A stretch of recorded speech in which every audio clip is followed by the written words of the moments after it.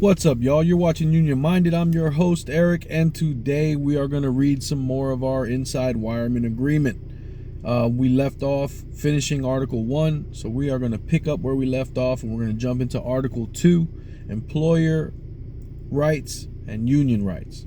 Article 2 basically covers what the union is allowed to do, and subsequently what the employers are also allowed to do with regards to the agreement. So, Section 2.01, Labor Organization Assistance. A, removal, union right. This agreement does not deny the right of the union or its representatives to render assistance to other labor organizations by removal of workers from jobs when necessary and when the union or its proper representative decide to do so. But no removal shall take place until notice is first given to the employer involved. So this will pop up if there's, let's say, a walk-off of the project by a different trade. Say that they have an issue that comes up and they strike or walk off the project. What this rule allows for is for Local 26 to remove their employees as to not cross the picket line of that dispute. So they can remove their employees from that project with notice to the employer. Now, you can't just walk off the project and leave everything laying around. There's a way to do it, and Section 201B covers that. So let's dive into that. Union responsibility. When such removal takes place, the union or its representative shall direct the workers on such jobs to put away tools, material, equipment, or any other property of the employer carefully and safely. The union will be responsible financially for any loss to the employer caused by neglect in carrying out this provision, but only when a safe place for such storage is provided by the employer.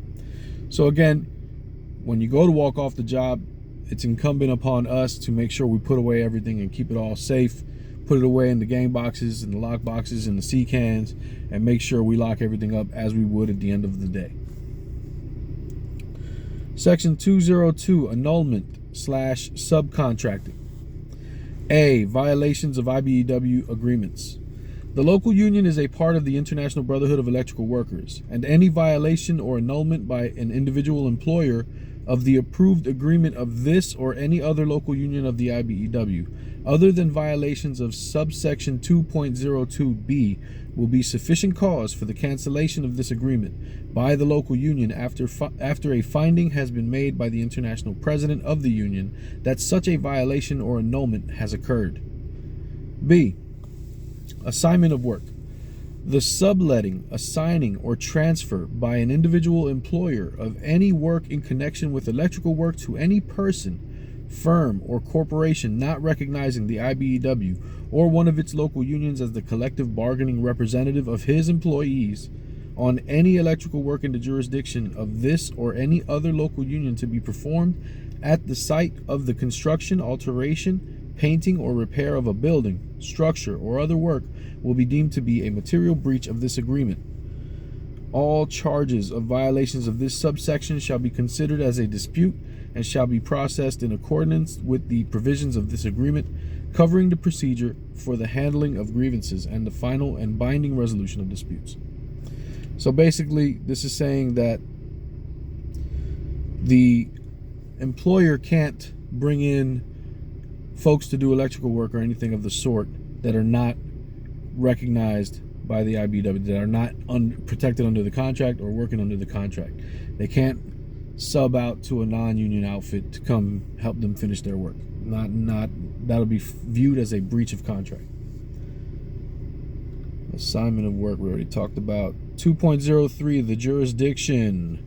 The employer recognizes the IBEW as having jurisdiction over the installation, operation, maintenance, and repair of all electrical wiring and electrical equipment used in the construction, alteration, and repair of buildings, structures, bridges, street and highway work, tunnels, subways, shafts, dams, river and harbor work, airports, mines, all present and future electrical raceways for electrical conductors, wires, and cables, and such other work as by custom has been performed by members of the IBEW when determined to be within the inside branch in accordance with the third paragraph of this section. All electrical work as defined in the preceding paragraph and all equipment, tools, support, material, and temporary light and power work used to accomplish such electrical work shall be performed by workers covered by this agreement. It's basically saying that if it has to do with electricity, it will be an IBEW member that's performing that work. The employer understands that the local union's jurisdiction, both trade and territorial, is not a subject for negotiations, but rather is determined solely within the IBEW by the international president, and therefore agrees to recognize and be bound by such determination.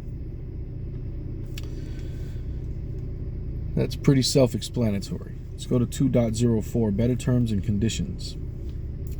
The union agrees that if during the life of this agreement it grants to any other employer in the electrical contracting industry on work covered by this agreement any better terms or conditions than those set forth in this agreement, such better terms or conditions shall be made available to the employer under this agreement, and the union shall immediately notify the employer of any such concessions.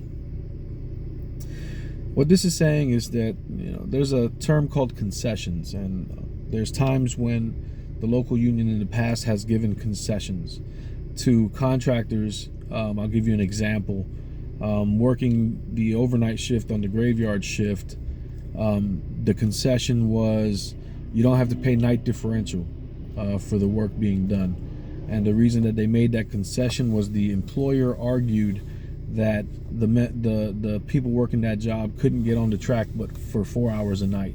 And so he was only going to keep the employees at the job site for 4 hours and then pay them for 8. So essentially, he was paying them double time for hours worked, and that concession was granted. Now, under this, what this says is that concession needs to be notified to all the other employers who are doing similar work. Hey, this is a concession that we did with this company. It's available if you need it. And that's 2.04, better terms and conditions. I'm going to leave it there. We will pick up next time at 2.05, employer qualifications. It's important to know your contract. That's why I'm doing this, so maybe you'll browse upon my video and want to read along and learn our contract together. So hope you enjoyed this video. My name's Eric. You're watching Union Minded. Remember that the fight is not left and right. It's up and down. It's going to take solidarity to win always. Each one teach one. Get out there and reach one. And remember, there could be no union without you and I front and center. Peace.